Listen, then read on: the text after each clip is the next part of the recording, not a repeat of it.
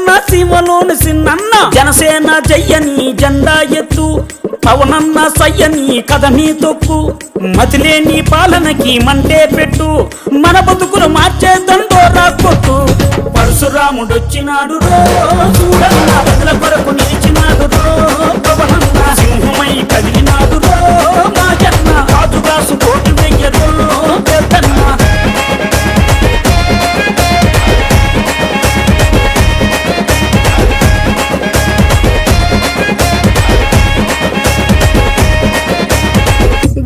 మాయప్ప ఉద్దానం గున్నప్ప ఉద్దానం రోగుల ఉసురులు పోతే ఆ కిడ్నీ రోగుల అండగా నిలిచి ఆ భవన కార్మికుల ఆకలి చూసి ఆ బాధలు తన బంధు తన సొంతం చేసినాడు పరశురాముడొచ్చినాడు రో చూడన్న ప్రజల కొరకు నిలిచినాడు రో పవనన్న సింహమై కదిలినాడు రో మా జన్న రాజుగాసు కోటి వెయ్యరు పెద్దన్న పరశురాముడొచ్చినాడు రో చూడన్న ప్రజల కొరకు నిలిచినాడు రో పవనన్న ఓలమ్మ చిన్నమ్మ కోనసీమ పెద్దమ్మ లెక్కలేని పాలనలోన ముక్కలైన చెల్లెల కోసం ఈ దిక్కుమాలిన రాజ్యంలోన అరే అన్నదాతల ఆయువు కోసం అండదండ నిలిచినాడు అక్రమాలు కడిగినాడు పరశురాముడొచ్చినాడు రో చూడన్న ప్రజల కొరకు నిలిచినాడు రో పవనన్న సింహమై కదిలినాడు రో మా జన్న రాజుగాసు కోటి వెయ్యరు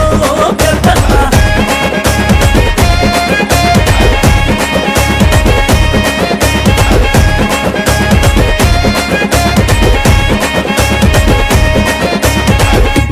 మాయన్నాలు పొచ్చిన ఆంధ్రన్న అష్ట కష్టాలు పాలు అవ్వొద్దన్న ఈ రక్కసులి వలలో చేప అవ్వొద్దన్న మన పిల్లల బతుకు బాగు చూడాలన్నా ఆంధ్రుడు అని అనిపించు పవనన్నను గెలిపించు జనసేన పాలన వస్తే మా జన్న జనం పాలన వస్తుందన్నో పెద్దన్న జనసేన పాలన వస్తే మా జన్న జనం పాలన వస్తుందన్నో పెద్దన్న పరశురాముడొచ్చినాడు చూడన్న ప్రజల కొరకు నిలిచినాడు పవనన్న సింహమై కదిలినాడు మా జన్న రాజుగాసు కోటి వెయ్యరు పెద్దన్న రాజుగాసు కోటి వెయ్యరు పెద్దన్న రాజుగాసు కోటి వెయ్యరు పెద్దన్న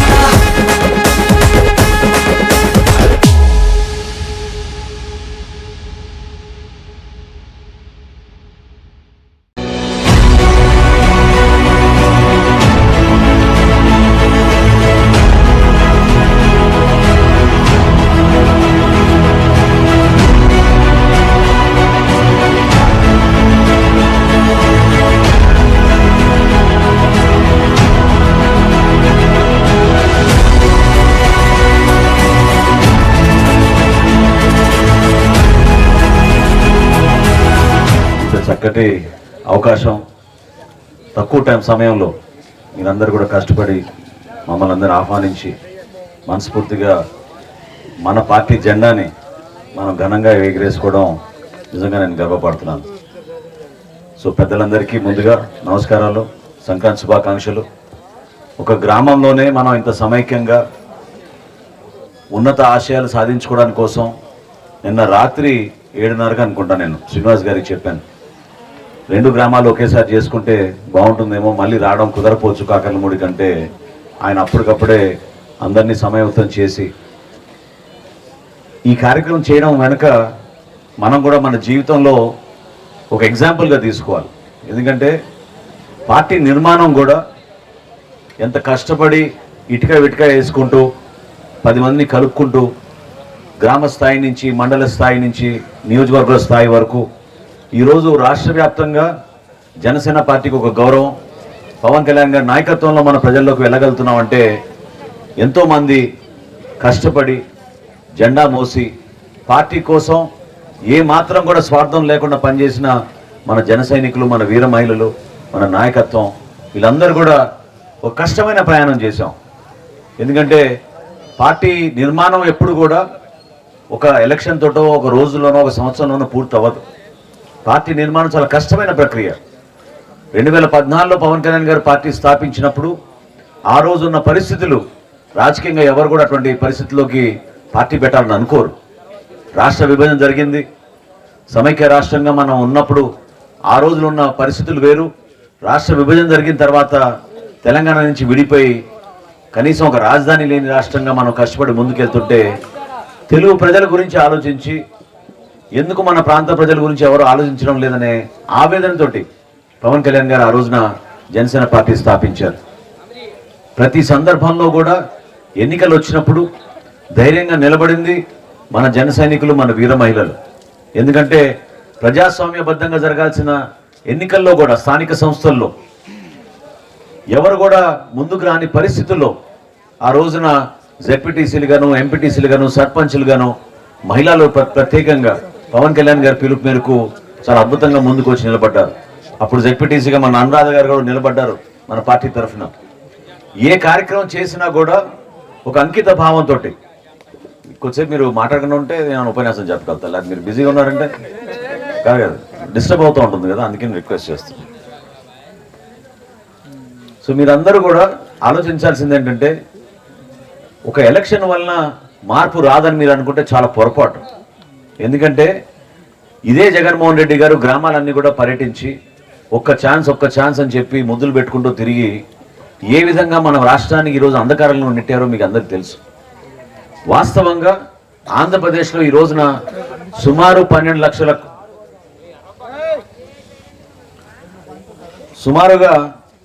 లక్షల కోట్ల రూపాయలు మనం అప్పులు చేసాం ఈ 5 సంవత్సరాల్లో. కానీ గ్రామ స్థాయిలో ఒక యువతకు ఉద్యోగం ఇచ్చే విధంగా, ఒక పరిశ్రమ వచ్చే విధంగా, పెట్టుబడులు పెట్టడానికి 10 మంది తిరిగి వస్తే మనం ఆకర్షితంగా మన ప్రాంతాన్ని అభివృద్ధి చేసుకోగలిగితే అప్పుడే రాగలుగుతారు. చందు శ్రీనివాస్ గారు ఇప్పుడే చెప్పారు మీకు. ఇతర దేశాల్లో ప్రధానంగా వాళ్ళు చూసేది ఏంటంటే ఒక పట్టణానికి వెళ్ళి మనం నివసించాలి, ఒక గ్రామానికి వెళ్ళి మనం ఉండాలంటే రోడ్ల సౌకర్యం ఉందా, మంచినీటి సరఫరా ఉందా, అక్కడ మనకి కావాల్సిన సరుకులన్నీ దొరుకుతాయా, ఇటువంటివి ఆలోచిస్తారు. అసలు మన దగ్గర మన గ్రామీణ ప్రాంతాల్లో ఇప్పుడు ఇందాక కాకర్లమడికి వచ్చే రహదారి ఏ విధంగా మారిపోయిందో మీరే చూశారు. ఈ రోజున తెనాలికి వెళ్ళాలంటే మనం చక్రాయపాలెం మీదుగా బురిపాలెంకి ఎన్ని గుంటలు మనం చూస్తున్నామో, ఎన్ని ఇబ్బందికరమైన ప్రయాణం చేస్తున్నామో మీకు తెలుసు. ఎక్కడైనా పాపం 2 వీలర్ పైన బైకుల మీద మన యువత హడావడిగా కొంచెం స్పీడ్కి వెళ్ళినా కూడా ప్రమాదం జరిగే పరిస్థితి. పెదరావూరు నుంచి నందివేలు వరకు 4 లేన్ల రహదారి ఆ రోజు నేను ప్రారంభించినప్పుడు ఎక్కడ చూసినా కూడా చిన్న వయసులో ఉన్న యువకులు పాపం బైక్ యాక్సిడెంట్లో చనిపోతూ ఉండేవాళ్ళు. అది ఈ రోజుకి కూడా చాలా ప్రాంతాల్లో కొనసాగుతూ ఉంది. ఒకసారి మీరు ఆలోచించండి. బటన్ నొక్కానంటే ఎంతమందికి బటన్ నొక్కగలిగాడు చెప్పండి, ఎంతమంది జీవితాల్లో మార్పు వచ్చింది చెప్పండి. మీరు ఆలోచించండి. సంక్షేమం ఒక ప్రభుత్వం యొక్క బాధ్యత. పేదరికంలో ఉన్న ప్రతి ఒక్కరిని ఆదుకోవాల్సిన రాజ్యాంగం ఇచ్చిన మన హక్కు అది. ఎవరున్నా సరే ప్రభుత్వంలో సంక్షేమం కోసం డబ్బులు వెచ్చించాలి. పేదలకి, మహిళలకి, వితంతులకి, వృద్ధులకి వాళ్ళ జీవితాలు బాగుండేటట్టు ప్రభుత్వం డబ్బులు ఖర్చు పెట్టి పెన్షన్లు ఇవ్వాల్సిందే. అదేవిధంగా పిల్లలు చదువుకుంటున్నప్పుడు వాళ్ళకి ఉచితంగా వాళ్ళకి విద్యా అవకాశాలు ఇవ్వాల్సిందే. కొంతమందికి స్కాలర్షిప్లు ఇవ్వాలి, వాళ్ళకు ఉన్నత చదువులు వెళ్ళడానికి వాళ్ళకి సహాయం అందించాలి. అదేవిధంగా సంక్షేమం చేసినప్పుడు అభివృద్ధి కార్యక్రమాలు కూడా 100% చేయాలి. ప్రతి ఒక్కరికి కుళాయి ద్వారా మంచినీటి సౌకర్యం అందించాలి. ప్రతి ఒక్కరికి ఆ గ్రామంలో ఉన్న పరిస్థితులను ఆధారం చేసుకుని అక్కడ మనం రోడ్లు వేయాలి, కనీస వసతులు కల్పించాలి. ఈ రోజున పంచాయతీకి రావాల్సిన నిధులు కూడా దుర్మార్గంగా రాత్రి వేల కోట్ల రూపాయలు ఈ ప్రభుత్వం దారి మళ్లించేస్తోంది. ఎక్కడ చూసినా కూడా పాపం గ్రామీణ ప్రాంతాల్లో ఇబ్బంది పడుతున్నారు. లైట్లు వేయాలంటే సర్పంచ్ గారు సొంత డబ్బుల్లోంచి ఆయన ఇంట్లో తీసుకొచ్చి లైట్లు వేయాల్సి వచ్చే పరిస్థితి. దయచేసి మీరందరూ కూడా ఎన్నికలు కేవలం 2 నెలల దూరమే ఉంది. ఈ 70-80 రోజుల్లో మీరందరూ కూడా బలంగా ఒక మంచి నిర్ణయం తీసుకోండి. ఎందుకు పవన్ కళ్యాణ్ గారు ఈ రోజున జనసేన పార్టీ, తెలుగుదేశం పార్టీ కలిసి ఉమ్మడిగా ప్రజల్లోకి వెళ్ళాలని నిర్ణయించుకున్నాం? కారణం ఏంటి? ఎందుకంటే మన రాష్ట్రాన్ని అంధకారంలో నెట్టేసి కనీసం పట్టించుకునే నాదుడు లేకపోతే ప్రజలు ఇబ్బంది పడుతున్నారు. అసలు ఎక్కడైనా మీరు స్థానిక ప్రజాప్రతినిధిని కూర్చోబెట్టి మా గ్రామంలో ఈ సమస్యలు ఉన్నాయి, దీని గురించి మీరు పరిష్కారం చేయమని చెప్తుంటే ఎవరైనా అసలు వింటున్నారో చెప్పండి. వాళ్ళకున్న అహంకారం, వాళ్ళకి ఏమాత్రం కూడా ప్రజలకున్న సమస్యలపైన మాట్లాడకుండా స్పందించే మనస్తత్వం లేదు ఈ ప్రభుత్వానికి. వాళ్ళు కేవలం వాళ్ళ ఆస్తుల గురించి, వాళ్ళ డబ్బుల గురించి, వాళ్ళ పదవుల కోసం పరిమితం అయ్యారు. కానీ రాష్ట్ర వ్యాప్తంగా ప్రజలు పడుతున్న ఆందోళనతోటి, వాళ్ళు పడుతున్న ఇబ్బందుల గురించి వీళ్ళు ఎక్కడ కూడా మాట్లాడుకోలేకపోతున్నారు. ప్రజలు కూడా ఆ విధంగా ఎదురు చూస్తున్నారు. ఎందుకంటే రైతులు ప్రత్యేకంగా మన ప్రాంతంలో ఎక్కువగా రైతాంగం ఉంది కాబట్టి ఈ 9 పంటలు నష్టపోయినాయి ఇప్పటి వరకు. 9 సార్లు రైతులు నష్టపోయారు ఈ 5 సంవత్సరాల్లో. 9 సార్లు ప్రభుత్వం ఏదో కబుర్లు చెప్తున్నారు, సర్వే చేపిస్తామంటారు, గ్రామీణ ప్రాంతాల్లో వస్తున్నారు, అధికారులు వస్తున్నారు అంటున్నారు. ఏమనంటే రైతు భరోసా కేంద్రాలు ఉన్నాయంటున్నారు. ఎక్కడున్నాయి రైతు భరోసా కేంద్రాలు? దేనికి ఉపయోగపడ్డాయి చెప్పండి? ఒక గింజ ఇచ్చారా? ఒక ధాన్యం కొనుగోలు చేశారా? ఫర్టిలైజర్ మీకు అందించారా? మీకు అవసరం ఉన్నప్పుడు మన వ్యవసాయ అధికారి వచ్చి మీ ప్రాంతాల్లో పర్యటించి మీ పంటల గురించి మీకు ఏమైనా సమాచారం అందించారా? ఏమీ లేదు. కేవలం ఒక 3,600 కోట్ల రూపాయలు ఈ రైతు భరోసా కేంద్రాలు నిర్మించామని చెప్పి దానికి డబ్బులు లాగేశారు.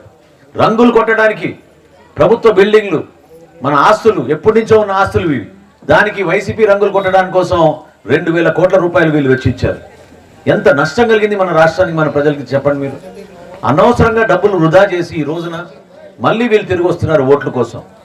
దయచేసి మీరు గమనించాల్సిన పవన్ కళ్యాణ్ గారు తీసుకున్న నిర్ణయం, ఆ రోజు ఇప్పటంలో జరిగిన సభలో మీరు చాలా మంది వచ్చి పాల్గొని ఉంటారు. ఆ రోజున ఇప్పటంలోనే 2 సంవత్సరాల క్రితం ఆయన సుమారు ఎన్నికలకి ఇంకా 2.5 సంవత్సరాల దూరం ఉన్నప్పుడు కూడా ఆయన ఒక మంచి నిర్ణయం తీసుకుని ప్రతిపక్ష ఓటు చీలనివ్వకూడదు, ఎట్టి పరిస్థితుల్లో కూడా వైఎస్ఆర్సీపీ విముక్త ఆంధ్రప్రదేశ్ రావాలి అని ఆయన తపనతోటి ఆ రోజు నిర్ణయం తీసుకున్నారు. ఈ రోజున జనసేన పార్టీ, తెలుగుదేశం పార్టీ ఉమ్మడిగా ప్రజల్లోకి రాబోతున్నాం. ఎన్నికల్లో ఖచ్చితంగా మాకున్న సమాచారం ఎట్టి పరిస్థితుల్లో కూడా విజయం సాధించుతున్నాం. ప్రభుత్వం మనది. ఈ ప్రభుత్వంలో మీరందరూ కూడా భాగస్వాములు అవ్వాలి. ఎందుకంటే మన కోసం ఇది. పవన్ కళ్యాణ్ గారు నిలబడేది ఆయనకు ఒక పదవి కోసమో లేకపోతే ఆయనకి ఆస్తులు పెంచుకోవడానికి కోసం కాదు. నిజాయితీగా మన సామాన్యులను ఆదుకోవాలి, మన ప్రజలను ఆదుకోవాలి, మన గ్రామీణ ప్రాంతాలను ఇంకా మెరుగుపరచాలి, యువతకు చక్కటి అవకాశం కల్పించాలని ఆయన పదే ఆలోచించుకుని చేసిన కార్యక్రమం. దాన్ని దయచేసి మీరందరూ కూడా అర్థం చేసుకోండి. ఈ రోజున నేను చెప్తున్నా మీకు తెనాలి అభివృద్ధి గురించి ప్రతి సందర్భంలో కూడా చాలా మంది నా దృష్టికి తీసుకొచ్చినప్పుడు నేను చాలా గర్వంగా భావిస్తాను. ఎందుకంటే ఒక అవకాశం కల్పించినప్పుడు ఆ పదవిని అలంకరణ కోసమో స్వార్థం కోసం వాడుకునే వ్యక్తిని కాదు నేను. ఆ పదవిని మన ప్రజల కోసం వాడాను. ఈ ప్రాంతాన్ని అభివృద్ధి చేయాలని నేను కష్టపడ్డాను. ఏ గ్రామంలో చూసినా రోడ్లు వేసాం, ఏ గ్రామంలో చూసినా మంచినీటి సౌకర్యం తీసుకొచ్చాం. ఆ రోజు రక్షిత మంచినీటి పథకం తీసుకొస్తే మా గ్రామాలకు ఎందుకు అవసరం అని అనుకున్నారు, కానీ తెలియదు. వాస్తవంగా మనకి ఆరోగ్య సమస్యలు వస్తున్నాయి, ఇక్కడ ఉన్న భూగర్భ జలాలు బాగా కలుషితం అయిపోయినాయి, అనేక సమస్యలు ఉన్నాయి ఇక్కడ అనేది చాలా మందికి తెలియక మన ఇంట్లో వేసుకున్న 30 అడుగుల పంపులతోటే మనం నీళ్లు తాగుతూ ఉంటే మన ఆరోగ్యాలు చెడిపోతూ ఉన్నాయి. ఖచ్చితంగా రాబోయే ప్రభుత్వంలో ఉమ్మడి మేనిఫెస్టో ఏదైతే మేము ప్రణాళిక సిద్ధం చేశామో అందులో భాగంగా జనసేన పార్టీ, తెలుగుదేశం పార్టీ మీకు మాట ఇస్తోంది. ఇంటింటికి కొలాయి నీళ్లు అందించేటట్టు ఒక నిర్ణయం తీసుకుని దానిపైన డబ్బులు వెచ్చించి తీసుకురాబోతున్నాం మీ అందరికీ కూడా. అదేవిధంగా అన్నదాత అనే కార్యక్రమం తెలుగుదేశం పార్టీ నుంచి సూపర్ 6 అనే పథకంలో వాళ్ళు తీసుకొచ్చినప్పుడు చంద్రబాబు నాయుడు గారు రైతులకు 20,000 రూపాయలు రైతు భరోసా కింద ఇస్తామని చెప్తే పవన్ కళ్యాణ్ గారు మాట్లాడి కాదు, రైతులే కాదు, కౌలు రైతులు కూడా మనం ఇది వర్తించేటట్టు చేయాలని ఒక నిర్ణయం తీసుకుని దాన్ని ముందు తీసుకొచ్చారు. ఎందుకంటే ఈ రోజున పాపం చాలా దయనీయమైన పరిస్థితుల్లో మన రాష్ట్రంలో నివసించేది, కష్టపడి బతికేది మన కౌలు రైతులు. మీరెవరు నమ్మరు చెప్తే విషయాలు. జగన్మోహన్ రెడ్డి గారు ముఖ్యమంత్రి అయిన తర్వాత ఈ 5 సంవత్సరాలు మన రాష్ట్రంలో 3,000 మంది కౌలు రైతులు ఆత్మహత్య చేసుకున్నారు. 3,000 మంది. మన జిల్లాలో కూడా తెనాలి నియోజకవర్గాల్లో కూడా 6 పాపం ఆత్మహత్య చేసుకున్నారు. వీళ్ళందరికీ సత్తెనపల్లిలో ఒక మీటింగ్ పెట్టి మన గుంటూరు జిల్లాలో 213 మంది కుటుంబాలకి అంటే 2,13,00,000 రూపాయలు జనసేన పార్టీ పవన్ కళ్యాణ్ గారు ప్రతి కుటుంబానికి 6,50,000 రూపాయల చొప్పున మేము అందించాం. రాష్ట్ర వ్యాప్తంగా ఏ ఒక్క రాజకీయ నాయకుడు చేయని కార్యక్రమం ఈ రోజున కౌలు రైతుల కోసం పవన్ కళ్యాణ్ గారు చేశారు. భారతదేశంలో ఎవరున్నా చెప్పండి, సొంత డబ్బు 5 కోట్ల రూపాయలు ఆయన విరాళం ఇచ్చి రాష్ట్ర వ్యాప్తంగా అనేక మంది సహాయం చేస్తే మన పెద్దలు శ్రీనివాసరావు గారు కూడా ఆ రోజు వచ్చి అమెరికా నుంచి ఆయన కూడా 10 లక్షల రూపాయలు కౌలు రైతుల కోసం ఆర్థిక సహాయం చేశారు ఆయన. అటువంటి వ్యక్తులు ఉన్నారు మన సమాజంలో. మీరందరూ కూడా గర్వపడాల్సింది ఏంటంటే నిజాయితీగా విలువలతో రాజకీయాలు చేస్తే సమాజం మనని గౌరవిస్తుంది, గుర్తిస్తుంది. అంతేగాని అబద్ధాలు చెప్పి, దొంగ మాటలు చెప్పి, ఎలక్షన్ల ముందు ఒక మాట, ప్రభుత్వంలో వచ్చిన ఒక మాట చెప్తే మన ప్రాంతానికి మనం నష్టం కలిగించుకుంటున్నాం. ఏ ఒక్క యువకుడికైనా, ఇంతమంది యువకులు ఉన్నారు, ఎవరైనా చెప్పండి మీకు ఏమైనా ఉద్యోగ అవకాశాలు వచ్చినాయా? ఏమైపోయింది మీ జాబ్ క్యాలెండర్? ఏమైపోయింది? మెగా డిఎస్సి సిగ్గు లేకుండా ఇప్పుడు మంత్రి ప్రకటన చేస్తున్నాడు, వచ్చే వారం మెగా డిఎస్సి ప్రకటిస్తారంట. నువ్వు ఉండే పుణ్యకాలమే ఇంకో 4 రోజులు. ఈ 4 రోజులు నువ్వు ఏం చేయగలుగుతావు? నువ్వు ఉద్యోగం ఎక్కడి నుంచి తీసుకొస్తావు చెప్పండి? ఇంత మూర్ఖంగా వీళ్ళు ఆలోచించి ఎవరి గురించి కూడా పట్టించుకోలేదు, ప్రతి వర్గానికి దెబ్బ కొట్టారు. ఈ రోజున ప్రభుత్వంలో పనిచేసే అధికారులు, అదేవిధంగా ప్రజలు, రైతులు, మహిళలు, విద్యార్థులు అందరూ కూడా ఈ సమస్యలు ఎదుర్కొని చెప్పుకోలేని పరిస్థితుల్లో బతుకుతూ ఉన్నారు. నిలబడండి దయచేసి. మీ ఓటు విలువ గురించి మీరు ఒకసారి అర్థం చేసుకోండి, ఇంకోసారి పొరపాటు చేయబాకండి. ఎందుకంటే రేపటి రోజున ఈ మార్పు అనేది మన రాష్ట్రం కోసం, వ్యక్తుల కోసం కాదు, పదవుల కోసం కాదు. ఖచ్చితంగా జనసేన పార్టీ, తెలుగుదేశం పార్టీ ప్రభుత్వం రాగానే మనం చేపట్టే కార్యక్రమాలు 100% నిజాయితీగా వీళ్ళు చేసిన తప్పుని కడిగి ఒక అద్భుతమైన ప్రణాళికతోటి ఒక మంచి ప్రభుత్వం స్థాపించబోతున్నాం. ఈ ప్రాంతాన్ని మనం సస్యశ్యామలంగా చేద్దాం, మరొకసారి రైతుకి అండగా నిలబడేటట్టు భరోసా చేద్దాం. అంతేగాని రైతన్నే రాజ్యం, రైతే రాజ్యం అని చెప్పుకుంటూ వచ్చి ఇప్పటి వరకు ఒక్క ప్రాజెక్టు కూడా చేయలేదు. పోలవరం దుర్మార్గంగా వీళ్ళు పూర్తిగా ఆ ప్రాజెక్ట్ని చంపేశారు. పోలవరం గురించి మాట్లాడే నాదుడే లేదు ఈ రోజున. ఎన్నిసార్లు ఇదే ముఖ్యమంత్రి శాసనసభలో పోలవరం గురించి చెప్పాడు చెప్పండి? వచ్చే ఖరీఫ్ కల్లా పోలవరం నేను ప్రారంభిస్తున్నాం అని చెప్పి 2020లో ఆయన మాట ఇచ్చాడు. ఇది 2024. ఏమైపోయింది? ఈ రోజున ఒక మంచి ప్రణాళిక మీ ముందు తీసుకొచ్చి ప్రతి చేతికి పని, ప్రతి పంటకు నీరు అనేది జనసేన నినాదం. ఈ నినాదంతో ప్రతి గ్రామాల్లో కూడా అన్నిటికన్నా ముందు మనం చేయాల్సింది మన కాలువలు బాగు చేసుకోవాలి. ఎన్ని సంవత్సరాలు అయిపోయింది చెప్పండి మన పంట కాలువలు బాగు చేసి? ఎంత కష్టపడుతున్నారు రైతులు. సిగ్గు లేకుండా రైతులు సొంత డబ్బుతోటి పాపం డబ్బులు ఇచ్చి పనులు చేయించుకుంటుంటే ప్రభుత్వం నుంచి మాత్రం స్పందన లేదు. మొన్న కురిసిన వర్షాల వలన గ్రామీణ ప్రాంతాల్లో రైతులు ఎక్కువగా నష్టపోయింది. ఎందుకంటే మన కాలువలు సరిగ్గా లేవు కాబట్టి. పడిన వర్షం అలాగే 5 రోజులు, వారం రోజులు ఉండిపోతే పొలాల్లో పంట నష్టం ఎక్కువగా చాలా భారం రైతులపైనే పడింది తప్ప ప్రభుత్వానికి మాత్రం ఏమీ కాలేదు. నిలబడండి దయచేసి. నేను ఈరోజు ఈ గ్రామీణ ప్రాంతాల్లో తిరగలిగా అంటే నేను నాకు అదృష్టవంతుడు భావించుకుంటున్నాను. ఇక్కడే మా తండ్రి గారు నాదెళ్ల భాస్కరరావు గారు 1983లో శాసనసభ్యుడిగా ఎన్నికైన తర్వాత రాష్ట్రానికి ఆయన ఆర్థిక మంత్రిగా చాలా అద్భుతమైన కార్యక్రమాలు ఆ రోజు తీసుకొచ్చారు. దాని తర్వాత ముఖ్యమంత్రిగా కూడా మన ప్రాంతానికి ఆ రోజున షుగర్ ఫ్యాక్టరీ తీసుకొచ్చి జంపన్లో ఆయన చేసిన కార్యక్రమాలు చాలా రైతుకు ఉపయోగపడే విధంగా ఆయన నిలబడ్డారు. పెద్దలందరూ కూడా ఇక్కడ ఉన్నారు. రైతులు ప్రత్యేకంగా మీరు ఆలోచించాల్సింది, ఏ విధంగా మిమ్మల్ని ఇబ్బంది పెడుతుంది ఈ ప్రభుత్వం.